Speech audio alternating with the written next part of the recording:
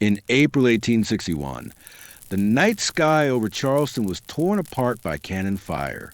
Flaming shells slammed into the walls of Fort Sumter, and in that moment America understood. There was no turning back. The bloodiest war in the nation's history had begun. A war of brother against brother, North against South. But how did the country arrive at this point? What forced a society that had once built its future together to split into two hostile halves? Why did slavery become the knot that could no longer be untied peacefully? In this story, we will travel back in time, through decades of disputes, compromises, and political crises that slowly prepared the ground for war. From the rise of the South's plantations to the hum of northern factories, from failed agreements in Congress to the election of Abraham Lincoln, we will trace the path that led America to division. If you enjoy stories told in a calm yet vivid style, don't forget to subscribe to the channel.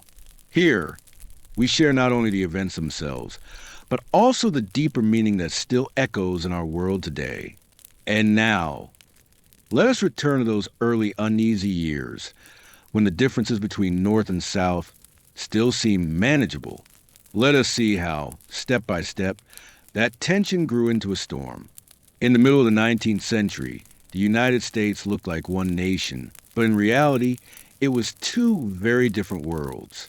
Between them lay not only a geographical line, but a deep social and economic divide. In the North, factories roared, steam engines drove the railroads forward, and cities grew faster than ever before. New York, Philadelphia, Boston, these places became symbols of a new America living by the ideas of industry, trade, and progress. Newspapers and bookshops flourished, universities and banks expanded. Here, people believed the future belonged to machines, enterprise, and the labor of free men. Life in the South flowed in another rhythm. There, the old aristocracy of landowners still ruled. Vast plantations produced cotton, tobacco, and rice. In their grand mansions, planters prided themselves on culture, tradition, and a sense of stability. But the foundation of this world was slavery. Millions of enslaved people, stripped of freedom, worked from dawn until dusk beneath the burning sun.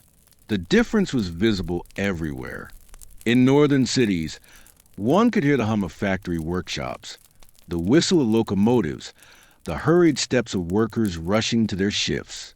In the South, there was the sound of birds over cotton fields, the rhythmic songs of enslaved laborers under the overseer's watch, and the quiet of estates where very different values reigned. North and South looked at the world through opposite lenses. For entrepreneurs in New England, slavery was not only a moral evil, but also an obstacle to free labor and expanding markets. For landowners in Alabama or Mississippi, it was a necessary foundation of their economy and way of life. A northerner imagined a future filled with cities, factories, and universities. A southerner saw fertile fields of cotton and thousands of hands to harvest it. The cultural divide was just as stark. In northern cities, people attended lectures, read newspapers, and debated democracy. On southern plantations, families celebrated inherited traditions, honor, and a code passed down from one generation to the next. These two worlds shared little, and with every year became clearer that they were traveling down different roads. Slavery stood at the heart of the conflict. For the North, it was a symbol of backwardness, a weight holding the country back. For the South, it was a lifeline of their economy. Every new debate in Congress, every article in the press only widened the divide. It seemed as though America had split in two, one part longing to move forward, the other clinging to the old order.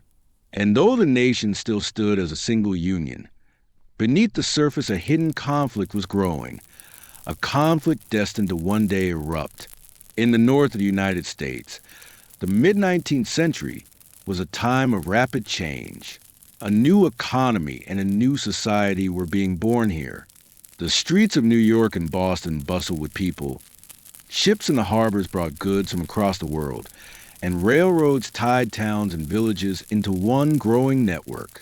The North lived with its eyes on the future, a future that looked increasingly urban, dynamic, and open to new ideas. Factories roared from morning until night.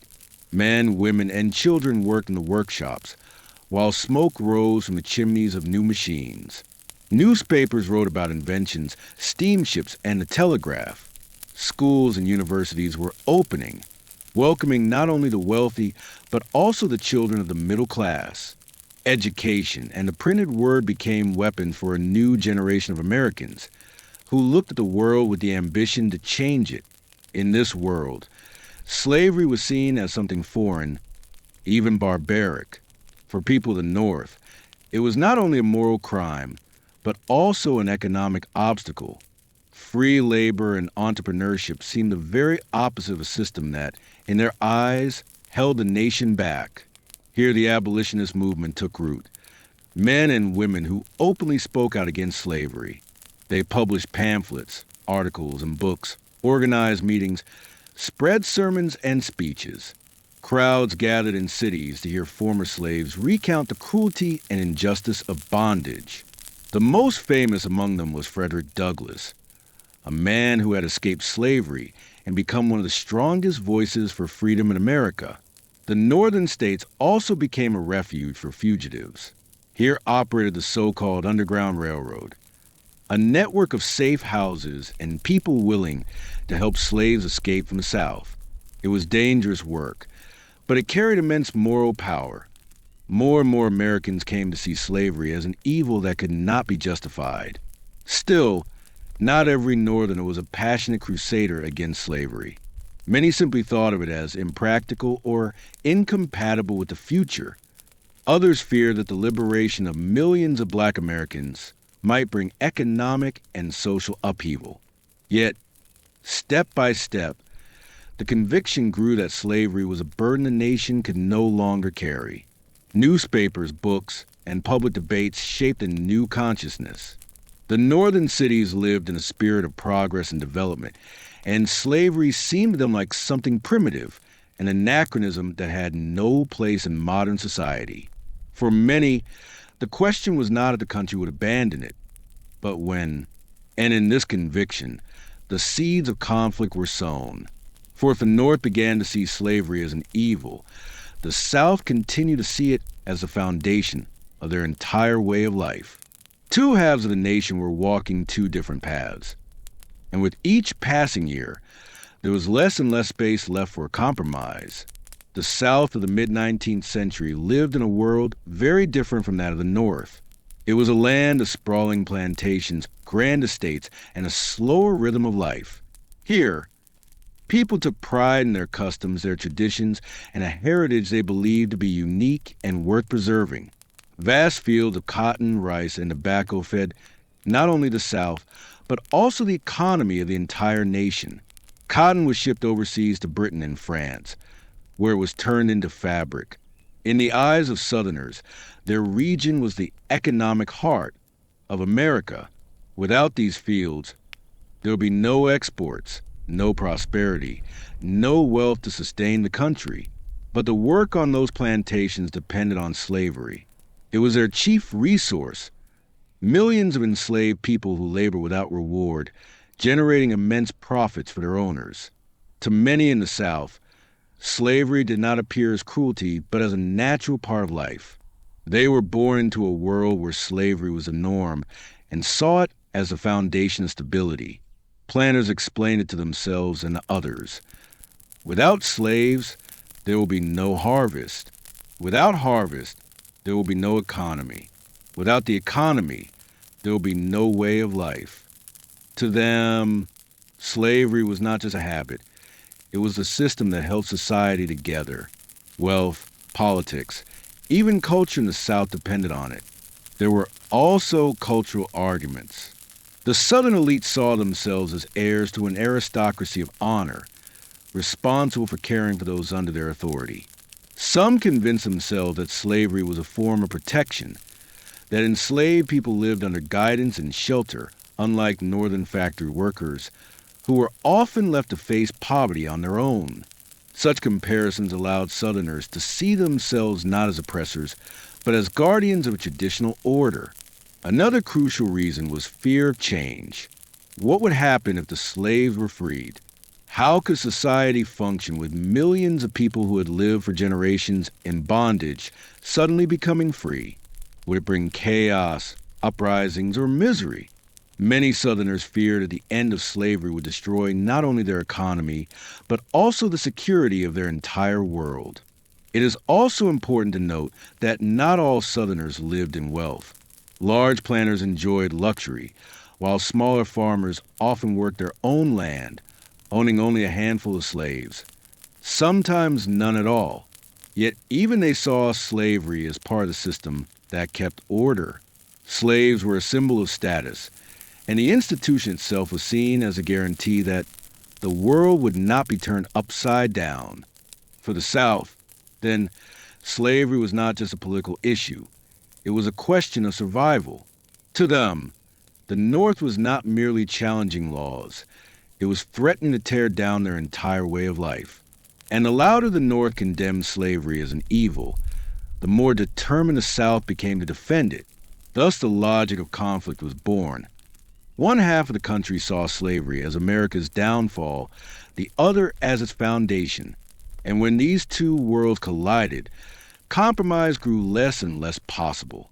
Long before the first cannons of the Civil War thundered, America had already felt its unity begin to shake. Every time new territories appeared on the map, the old wound reopened. Would slavery be allowed there? In 1820, this question erupted with full force. Missouri sought to join the Union as a slave state, but doing so would upset the balance in Congress. There would be more slave states than free ones.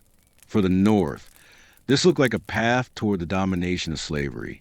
For the South, it was a matter of fairness. Why should they be denied their way of life? In Washington, debates raged for months.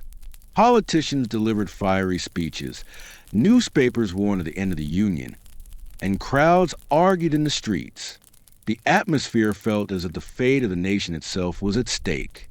At last came the Missouri Compromise. Missouri was admitted as a slave state, but to keep balance, Maine was created as a free state. Even more, a symbolic line was drawn on the map. Above it, slavery would be banned in future territories. Below it, permitted. It looked like a solution, a way to ease the tension. People breathed a sigh of relief. But everyone knew this was no end, only a postponement. 30 years later, the same story returned, even louder. After the war with Mexico, the United States gained vast new lands: California, New Mexico, Texas, Arizona.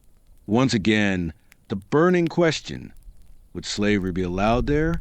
By 1850, America stood at the brink. The nation nearly fractured over California, which sought to enter as a free state. For the South, this was a blow. A large new state tipped the balance toward the North. In Congress, heated debates flared. The atmosphere in Washington was explosive. Newspapers spoke of the Union's possible collapse. Rallies filled the squares. Out of this crisis came a new package of measures, the Compromise of 1850. It included several points. California entered the Union as a free state. The territories of New Mexico and Utah would decide the question of slavery for themselves. The slave trade was banned in Washington, D.C., though slavery itself remained legal. Most controversial was the new Fugitive Slave Act, requiring all citizens, even in the North, to assist in returning runaway slaves to their owners. This last provision provoked outrage across the North. Many people who had never thought much about slavery now felt its shadow in their own lives. Even in Boston or Chicago, a runaway slave was no longer safe. Scenes of free communities clashing with federal marshals to protect fugitives became a fresh source of tension. The South saw this compromise as recognition of their rights. The North saw it as humiliation. And though the conflict was once again patched over, it had grown even deeper. With every compromise, America seemed not to solve the problem, but only to delay the explosion. In the mid-19th century, the American West beckoned with open spaces.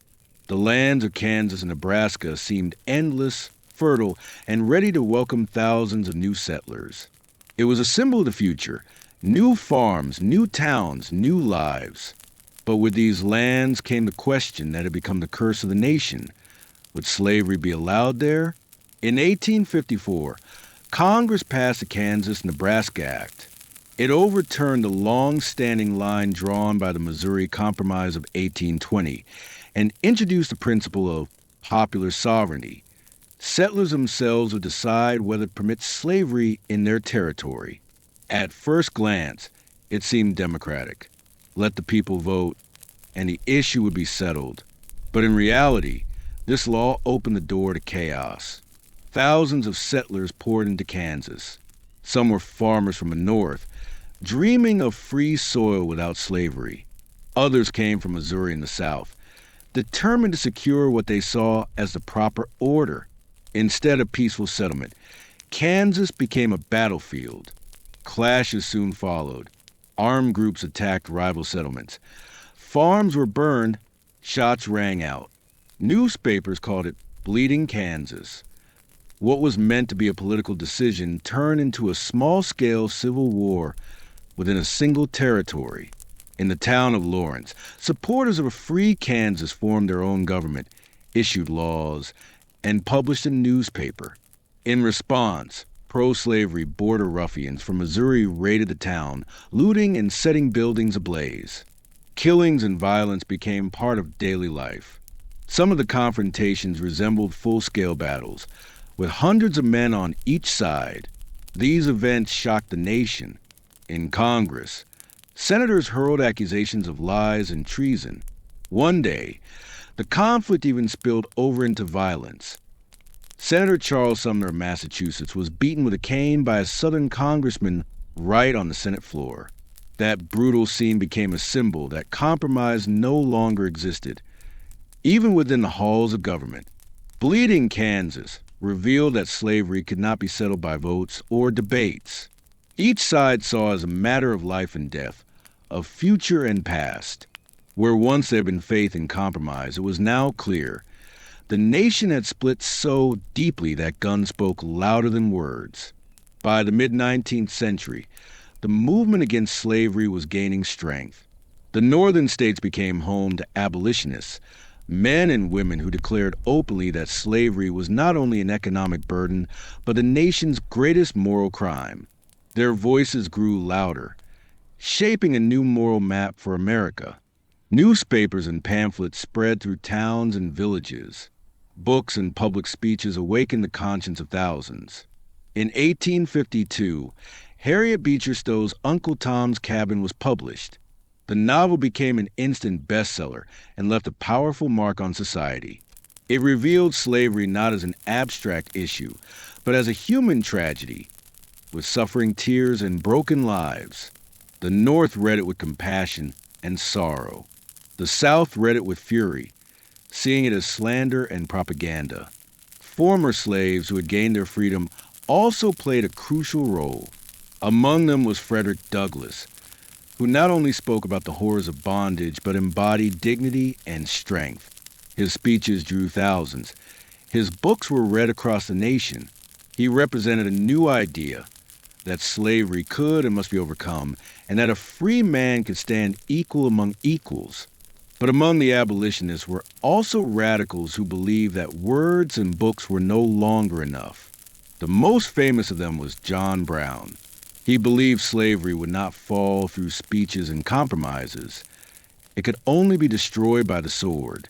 In 1859, Brown and his small band of followers launched a raid on the federal arsenal at Harper's Ferry, Virginia.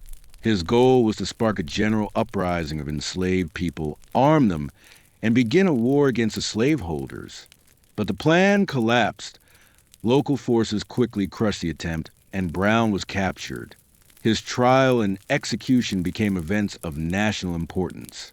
In the North, many saw him as a martyr, a man who had sacrificed his life for the freedom of others.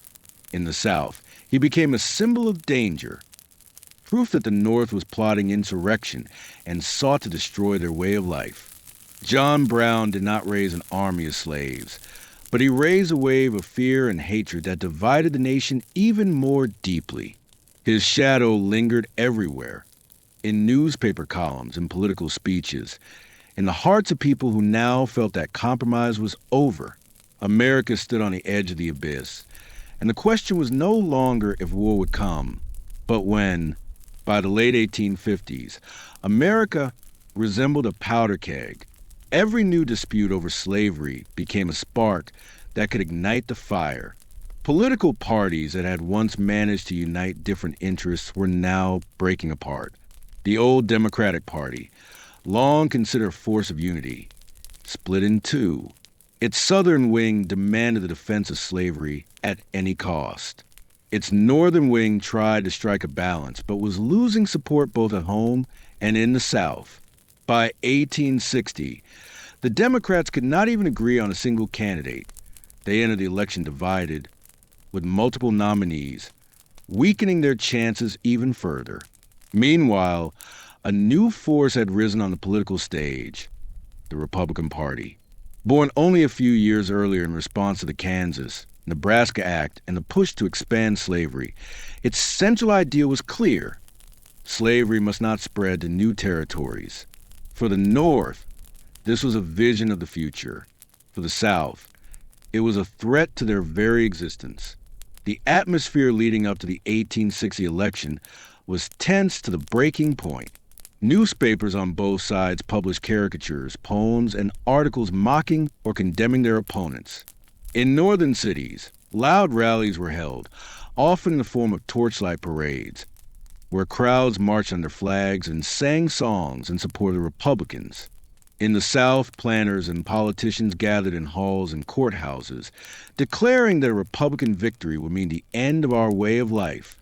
The arguments were not limited to Congress or the press. Debates raged in everyday life, on street corners, in taverns, even in churches. Some insisted that slavery violated Christian morality, while others claimed it was part of a divine order. Families themselves could be divided, one brother supporting the North, another the South. Amid this political chaos, another party emerged, the Constitutional Unionists. They tried desperately to hold the nation together, calling for unity and loyalty to the Constitution. Their message was simple: leave slavery where it already exists, and the Union will endure. Their voices carried reason and feared catastrophe, but in the storm of conflict they grew fainter and fainter. The nation lived in suspense. These elections were not merely about choosing a president. They would determine the road America would take. For some, Lincoln and the Republicans represented the chance to halt slavery and save the moral future of the United States. For others, they were the harbingers of destruction, threatening a way of life that had lasted for generations. The election of 1860 became one of the most heated and emotional contests in American history. It was not simply a struggle between candidates. It was a battle of ideas, ways of life, and visions of a nation's future. At that time, there was no television or radio. The main weapon of politics were newspapers, pamphlets, posters, and public speeches. Printing presses worked day and night, producing thousands of leaflets with portraits of candidates and bold slogans. In the cities, political posters were plastered on walls. At markets, pamphlets were handed out. Stagecoaches carried them into the most remote corners of the country. A hallmark of that campaign was the torchlight parade. In northern cities, crowds gathered at night, men and boys in the uniforms of Republican clubs. They marched through the streets with flags and blazing torches, singing political songs and chanting slogans for Lincoln. For the North, it was a festival of hope. In response, the South held its own rallies, where fiery speeches defended the Southern way of life. The atmosphere felt like a clash of two distinct cultures. Newspapers became the loudest voice of the campaign. Their pages carried not only serious essays, but also satirical poems and biting caricatures. Lincoln was depicted sometimes as Honest Abe, a plain but upright man of the people, and sometimes as a dangerous radical threatening the nation's peace. His rivals were painted as either heroes or traitors, depending on the paper. Each city had its own tone, and people bought the newspapers that matched their convictions. Rallies were another stage of the political struggle. In major cities, thousands gathered to hear orators speak for hours. In small towns, the campaign looked different. Farmers assembled in taverns or outside churches, where local organizers read articles aloud and explained the candidates' positions. Even in the most rural corners, politics crept into everyday life. The tension reached into families. At dinner tables, fathers argued with sons. In taverns, neighbors quarreled. In churches, parishioners debated after sermons. For some, Lincoln was a guarantee that the nation would not sink deeper into slavery. For others, he was a threat, a man who might tear the Union apart. The campaign of 1860 carried something theatrical. People went to rallies not only for politics, but for spectacle. Torchlight marches, flags, songs, passionate speeches, all created the sense that the nation stood on the threshold of something vast and fateful. Yet beneath the spectacle lay unease. Many understood that, whatever the results, one half of America might refuse to accept them. The election became not only a festival of democracy, but also a warning bell, signaling that the next step could be the last step before war. Abraham Lincoln, the leading candidate of the Republican Party, stood apart from many politicians of his time. He did not come from a wealthy family, had no aristocratic ties, and grew up far from privilege or influence.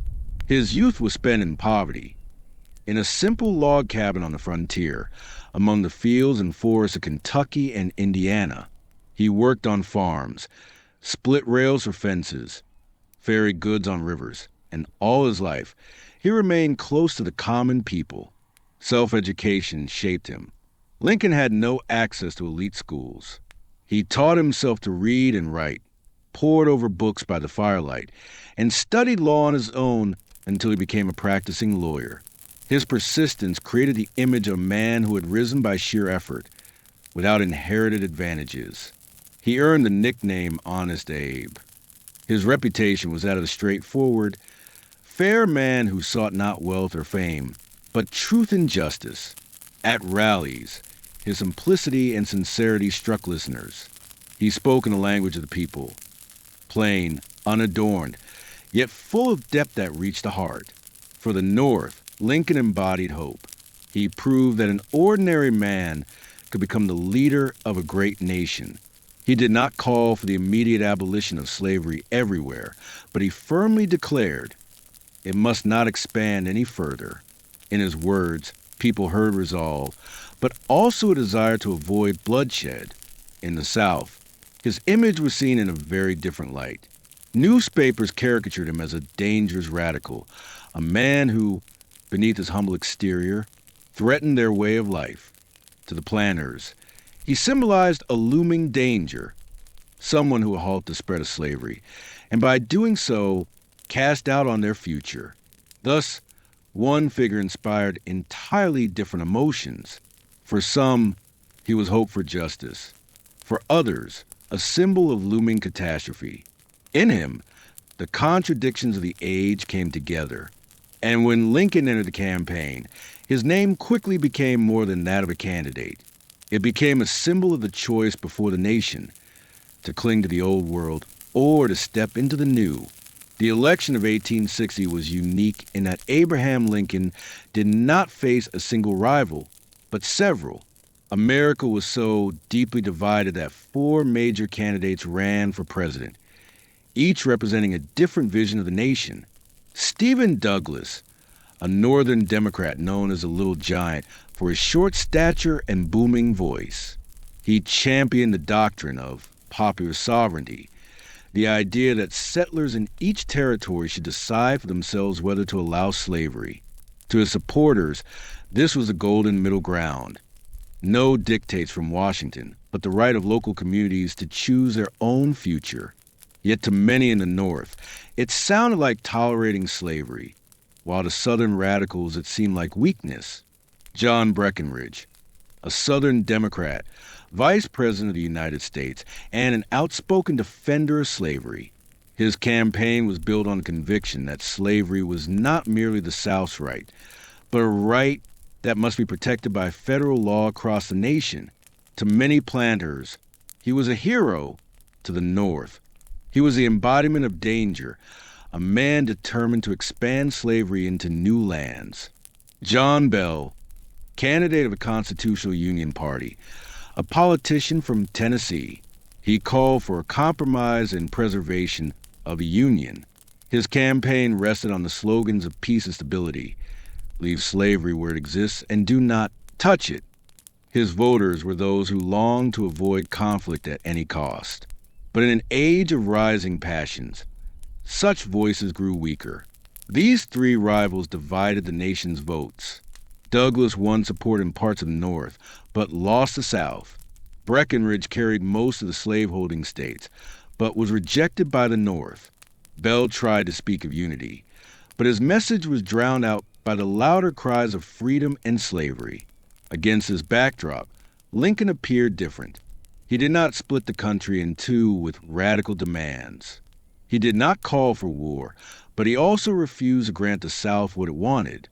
His victory was possible because his opponents could not unite. In the end, Lincoln won a majority of votes in the northern states and secured the presidency without carrying a single southern state. It was unprecedented, a president elected by only part of the nation. For the South, it was a terrifying signal that their voice no longer mattered.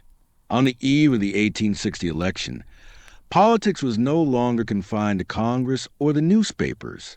It entered every home, every family, and every daily conversation. Newspapers printed articles that sounded like prophecies. Some declared, Lincoln will preserve the Union and lead the country out of crisis. Others warned, if he wins, the South will go its own way and America will break apart. Each issue of the local press reflected the fears and hopes of its readers. People bought the papers that confirmed their own truths and argued by reading passages aloud in marketplaces or at stagecoach stops. Political disputes divided families. At dinner tables, heated debates broke out. A father supporting the Democrats clashed with a son inspired by the Republicans. A mother tried to calm the quarrel, but talk of slavery and freedom turned supper into a battlefield. In taverns, arguments were even fiercer. Voices rose into shouts, and sometimes fists flew. A farmer from the South visiting a fair might hear a Northerner say, "Your way of life is a disgrace to America," to which he would reply, "Without it, your factories would have nothing to run on." These words were often followed by the clatter of mugs and the heavy silence after blows were struck. Even churches could not stay apart from the great debate. In the North, preachers reminded their congregations that slavery contradicted Christian morality. In the South, pastors quoted the Bible to prove that slavery was part of the divine order. Even sacred spaces became arenas for political struggle. Ordinary life seemed saturated with politics. Neighbors who once helped each other in the fields or workshops now turn away because of opposing views. Towns and communities split into rival camps, visible in the smallest details: which newspapers they subscribed to, which rallies they attended, which songs they sang at gatherings. The atmosphere grew heavier with each passing day. People sensed that the election was no longer simply about choosing a president. It would decide whether America remained one nation or fractured into two hostile worlds. The election of November 6, 1860, was awaited by the nation with trembling anticipation. From early morning, voters headed to the polls. In cities, long lines of artisans, factory workers, lawyers, and merchants. In rural communities, farmers gathered near churches or taverns where ballot boxes were set up. Everyone knew, this time, it was not merely about choosing a president. By nightfall, the outcome was clear: Abraham Lincoln had won. He carried most of the northern states, including such key ones as New York, Pennsylvania, Illinois, and Ohio. His victory was secured in part because the Democrats had split their votes between Stephen Douglas and John Breckinridge, while moderates turned to John Bell. Most striking of all was that Lincoln triumphed without receiving a single electoral vote from the South. In many southern states, his name had not even appeared on the ballot. It meant that the new president had been chosen by only part of the nation, while the other half refused to recognize him as their own. The result underscored just how deep the divide had become. In the North, celebrations erupted. Torchlight parades turned into victory marches through the night. Newspapers proclaimed the triumph of the people, declaring that America had taken a step into a new era. For many ordinary citizens, Lincoln's victory was proof that the nation could still change peacefully by the power of the ballot. Yet behind the celebrations lingered unease. Even Lincoln's supporters sensed that the South would not accept the result. In letters, speeches, and even toasts of victory gatherings, one thought was repeated: "This is only the beginning. Ahead lies the storm." For the South, the news of Lincoln's victory struck like a thunderbolt. In mansions and taverns, in town halls and on plantations, the same words echoed: "We are no longer part of this country." Newspapers wrote with fury: "A president chosen without a single Southern vote cannot rule fairly." Politicians and orators declared, "This is the end. We must act." Rallies filled city squares with cries of secession, now or never. To many Southerners, Lincoln was not just a political opponent. He was the embodiment of a threat to their lives, their traditions, their economy. Even though Lincoln had promised not to abolish slavery where it already existed, few in the South believed him. To them, he symbolized the North's advance into their world. In December 1860, South Carolina became the first state to declare its secession from the Union. Soon others followed. New flags were raised, new Congresses convened. Within months, a new nation was taking shape: the Confederate States of America. The Southern reaction was not only political, but deeply emotional. It was a surge of fear and anger, mixed with the conviction that the age of compromise was over. People who only years before had spoken of unity now declared, "We cannot live together. We have been betrayed." That reaction made civil war inevitable. And though the cannons in Charleston Harbor would not fire until the spring of 1861, their echoes could already be heard in fiery speeches, in newspaper headlines, and in the hearts of millions. Lincoln's victory was only the first blow. The second, and far more serious, was the South's decision to leave the Union. The first to defy the United States was South Carolina. On December 20th, 1860, a special convention of delegates gathered in the state capital of Columbia. The atmosphere was both festive and tense. Streets were decorated with flags. Crowds filled the squares. Newspapers carried triumphant headlines. Inside the convention hall, fiery speeches declared the rights of states and warned that Lincoln's victory meant doom for the South. When the delegates voted unanimously for secession, cheers erupted in the streets. Church bells rang. Cannons fired celebratory salutes, and people rejoiced as if they had won independence from a foreign oppressor. South Carolina's example was quickly followed by others. Mississippi declared secession on January 9th, 1861. The next day came Florida, then Alabama. Soon after followed Georgia, Louisiana, and Texas. In the span of just weeks, the Union was crumbling before the nation's eyes. What had been one country yesterday was now a map with whole regions peeling away, one after another. In each state, the pattern repeated.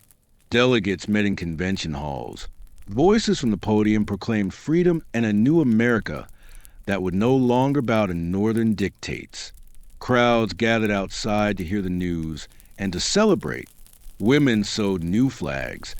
Children wore cockades. Men sang songs of independence. The atmosphere was filled with euphoria, as though they were stepping into a bright new future. In the North, many at first dismissed it as bluff. Newspapers wrote, "The Southerners are only threatening. They will quickly come to their senses, for they depend on our banks and our trade." Some saw secession as nothing more than political theater meant to pressure the government. But the longer it went on, the clearer it became this was real. In southern towns, new governments were formed, militias were raised, federal arsenals were seized. Armed units marched openly through the streets. The North slowly began to realize with alarm that the country was truly breaking apart. These were no longer just words or bold headlines. America was visibly losing its unity. And with each passing week, it became harder to believe that a peaceful return to the Union was still possible. When the first Southern states declared secession, a question immediately arose. What next? Would they remain scattered and independent, or unite into something new? The answer came quickly in early 1861. In February, delegates from 7 seceded states gathered in Montgomery, Alabama. Politicians, lawyers, and military men arrived to decide the South's fate. The atmosphere resembled the founding of a new nation. The streets of Montgomery were decorated with fresh flags. Crowds greeted the delegates as heroes. Newspapers proclaimed a historic moment, and taverns rang with toasts to the birth of a second independent America. Inside the convention hall, debates raged over the structure of a new government. Some demanded maximum independence of the states. Others argued for a stronger central authority. But all were united on one key point. Slavery would remain the cornerstone of their social and economic order. In their documents, it was explicitly written that the new nation must guarantee the preservation of the institution. Thus were born the Confederate States of America. The delegates adopted their own constitution, modeled closely on the U.S. Constitution, but with one crucial difference. Slavery was not treated as a problem, but as a right protected by law. The Confederacy's first president was Jefferson Davis, a former U.S. Senator from Mississippi and Secretary of War. He was seen as both an experienced politician and a capable soldier, a man fit to lead the South in turbulent times. His inauguration in Montgomery was celebrated with great ceremony. Thousands gathered to hear his speech. Flags waved above the streets, and pride filled Southern hearts. They believed they were witnessing the birth of a new nation. Across the South, the mood was euphoric. People believed they could now shape their own destiny, free from Northern dictates. Newspapers proclaimed that their new country would be more successful than the United States. Merchants dreamed of direct trade with Britain and France. Planters imagined new markets for their cotton. Politicians spoke of independence and glory. But in the North, these events sparked unease. Some still clung to the hope that secession was only a temporary rebellion that would fade away. Others saw the Confederacy as a deadly threat to national unity. In Washington, editorials warned that the new government was a danger standing at our very door. The birth of Confederacy made one thing clear. This was no longer a quarrel between North and South. It was now another country, with its own flag, government, and army. America had split in two, and the divide was only deepening. While the South celebrated the birth of the Confederacy, the capital of the United States lived in paralysis. Washington in the winter of 1860 to 1861 looked like a city already standing on the edge of an abyss, uncertain if it could hold together. President James Buchanan, nearing the end of his term, lacked both the strength and the will to act. He believed that secession was illegal, but at the same time declared that the federal government had no authority to use force to bring the states back into the Union. This passivity made him appear weak and almost helpless in the eyes of the public. Northern newspapers mocked his indecision, while in the South he was ridiculed as a president allowing the country to collapse before his very eyes. In Washington itself, fear reigned. Officials resigned from their posts and departed southward, carrying documents and resources with them. Weapons disappeared from arsenals, some seized by Confederates, others stolen by deserters. Rumors spread that Southern troops might march on the Capitol at any moment. The Capitol building, long the symbol of unity, now stood as a symbol of division. Heated debates raged in its halls, but compromise was gone. Southern representatives openly spoke of their new nation, and some left Congress entirely, heading home to join their states. It felt as if the Union was unraveling not far away, but within those very chambers. On Washington streets hung an uneasy silence. Shopkeepers and innkeepers whispered about possible riots, while ordinary citizens asked one another if the Capitol itself might become the first battlefield. When word spread that Lincoln was preparing to arrive for his inauguration, panic grew.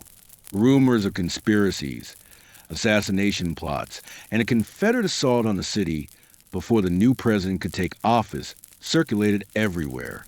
The army tightened security, and armed soldiers patrolled the streets. In those months, Washington seemed like a heart beating unevenly, ready to stop at any moment. Everyone understood, with the new president's arrival, the situation would either stabilize or explode entirely. On March 4th, 1861, Abraham Lincoln arrived in Washington to take the oath as the 16th President of the United States. The city buzzed with rumors, whispers of assassination plots, talk of conspiracies, warnings that Confederates planned to seize the Capitol before the inauguration. Security measures were unprecedented. Soldiers patrolled the streets, cavalry stood guard along main roads, and sharpshooters watched from rooftops. Lincoln's journey to Washington had been secretive. Parts of it were traveled at night, with only a small escort to avoid possible attacks. Newspapers wrote of the president who slipped into the Capitol under cover of darkness. To his supporters, this showed prudence and caution. To his critics, it looked like weakness. On Inauguration Day, the streets of Washington were filled with people. Thousands gathered to witness the moment when the new president would take charge of a nation already tearing apart. The atmosphere was divided. Some applauded, others watched with suspicion, and some with hostility. On the steps of the Capitol, Lincoln delivered his first address as president. His words were directed especially to the South. He sought to reassure them, "I have no purpose, directly or indirectly, to interfere with the institution of slavery in the states where it exists. I believe I have no lawful right to do so, and I have no inclination to do so." Yet at the same time, he declared firmly, "The Union is perpetual. It is not a contract that may be lawfully broken. It is a nation formed by one Constitution, and I shall take care, as the Constitution itself expressly enjoins upon me, that the laws of the Union be faithfully executed in all the states." He ended with words that would be remembered. "We are not enemies, but friends. We must not be enemies. Though passion may have strained, it must not break our bonds of affection." The mystic cords of memory, stretching from every battlefield and patriot grave to every living heart and hearthstone all over this broad land, we had swelled the chorus of the Union when again touched, as surely they will be by the better angels of our nature. The speech drew applause, but it could not change reality. The South was no longer listening. To them, Lincoln embodied a looming threat, and no words could erase that. The inauguration passed without violence, but everyone knew this was only the calm before the storm. Inside the new administration, discussions already centered on how to respond to secession, how to defend federal forts in the South, how to prevent the Union from disintegrating completely. That day, Washington displayed the grand pageantry of democracy, but behind the facade, tragedy was already brewing. Lincoln had sworn his oath over a country that was, in truth, already divided, and in his eyes one could see the weight of what lay ahead. The greatest trial in America's history. After Lincoln's inauguration, the nation's situation resembled a tense chess match where every move could spark war. The South had declared independence and formed its own government, but scattered across its territory still stood federal forts, arsenals, and military posts belonging to the United States. These became the first flashpoints of conflict. The most urgent problem was Fort Sumter, located in Charleston Harbor, South Carolina, built to defend the coast. It now stood at the center of a new struggle. The garrison consisted of only a few dozen soldiers under Major Robert Anderson, cut off from the mainland, surrounded by a hostile city. They relied on supply ships that found it harder and harder to reach them. In Charleston, the fort was seen as an intruder. Newspapers called it the last symbol of Washington's tyranny. Crowds gathered on the waterfront, pointing at the fort's walls and shouting insults. Confederate troops erected batteries around the harbor. Their cannons aimed directly at Sumter. The atmosphere was electric, as if awaiting an explosion. And Fort Sumter was not the only case. In Florida, Alabama, and Louisiana, U.S. soldiers found themselves in similar predicaments. Confederate authorities demanded that they surrender and abandon their positions.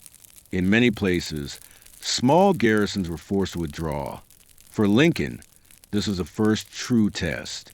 To abandon the forts would be to recognize the Confederacy and reveal weakness. To hold them by force would mean opening war. In letters and cabinet discussions, one question was repeated again and again. What shall we do about Fort Sumter? Northern newspapers demanded firmness. Not an inch of ground must be surrendered. In the South, threats rang out. Every gun in Charleston stands ready. With tension rising, each passing day seemed to bring the nation closer to catastrophe. By the spring of 1861, time had run out. The country waited in silence, wondering, where and when would the first shots be fired? By April 1861, tension had reached its breaking point. Fort Sumter in Charleston Harbor stood as the last symbol of United States authority in South Carolina. Its small garrison was on the edge of exhaustion. Food supplies were nearly gone, ammunition was scarce, and no relief had come from the north. Major Robert Anderson looked each day toward the shoreline, where more and more Confederate guns were trained on his walls. The Confederate government decided to act. On the night of April 11th, General Pierre Gustave Toussaint Beauregard was ordered to force Anderson's surrender. Confederate envoys delivered a demand that the fort be evacuated. Anderson refused.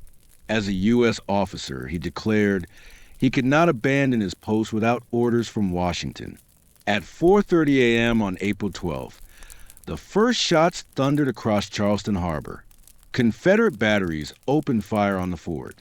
Flaming shells and heated shots slammed into the walls, raising smoke and flame. In the city, people awoke to the roar of cannon and poured into streets to witness the birth of a new era. Crowds lined the waterfront, cheering as the bombardment raged. The fort answered with its own guns, but they were weaker and the ammunition limited. The duel lasted more than 30 hours. Shells exploded against the masonry. Buildings inside caught fire, and the weary soldiers fought on without sleep, dragging ammunition and beating back flames. On April 13th, Anderson realized resistance was impossible. He negotiated terms of surrender. The Confederates allowed the garrison to march out with honors, carrying their weapons and their tattered flag. To the sound of drums, the soldiers departed the ruined stronghold. The news electrified the nation. In northern cities, crowds filled the streets, not to celebrate, but to rally for war. Newspapers declared, "The flag has been fired upon." The Union called for arms. In the South, celebrations erupted. Charleston's bells and cannons proclaimed a triumph. A new nation had been born, willing to defend itself by force. Fort Sumter became the point of no return. With its fall, compromise was dead. America had entered the bloodiest chapter of its history. the Civil War. Thus ended the long and painful road that led the United States to division, from the first disputes over slavery and territories to the bloody clashes in Kansas, from the speeches of abolitionists to the attacks of radicals, from Lincoln's election to the birth of Confederacy. Every step brought the nation closer to the inevitable explosion. In April 1861, the cannons of Fort Sumter thundered not only over Charleston Harbor, they echoed in the hearts of millions of Americans. For some, it was a call to defend the Union and freedom. For others, it was a symbol of a reborn South, ready to stand as an independent nation. There was no room left for compromise. Words had been exhausted, agreements destroyed, and even the sincerest appeals for peace were drowned out by the roar of guns. America had entered the darkest and bloodiest chapter of its history, the Civil War, which would claim hundreds of thousands of lives and forever change the face of the nation. And yet, within this tragedy lay both trial and rebirth. For it was in the fire of war that the understanding would take root. The nation could not endure half free and half enslaved. Out of the ashes of battle, out of suffering and sacrifice, a new America will be born, different from before, but united. The story of the road to Fort Sumter is a reminder that wars do not begin in a single day. They grow over years, in words and decisions, in silence and in action. And perhaps that is why, when they finally break out, they feel so inevitable